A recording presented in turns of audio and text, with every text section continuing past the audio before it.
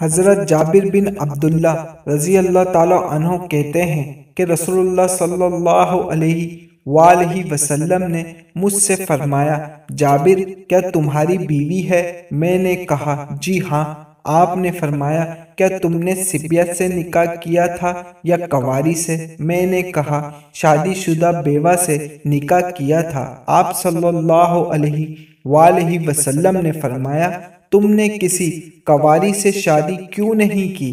حضرت جابر نے کہا، میرے والد فلاں فلاں دن آپ کے ساتھ لڑتے ہوئے شہید ہو گئے تھے اور اپنے پیچھے کنواری بیٹیاں چھوڑ دیں۔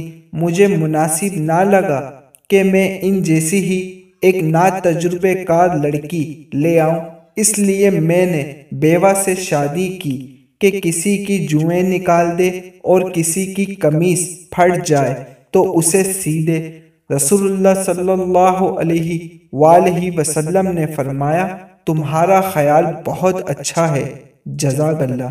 حدیث پاک سمجھ آنے کی صورت میں کر دیے گا، اور جو لوگ حدیث پاک سننے کا ذوق اور شوق رکھتے ہیں وہ چینل کو سبسکرائب کر لیں تاکہ مزید ایسی حدیث پاک آپ کو ملتی رہیں۔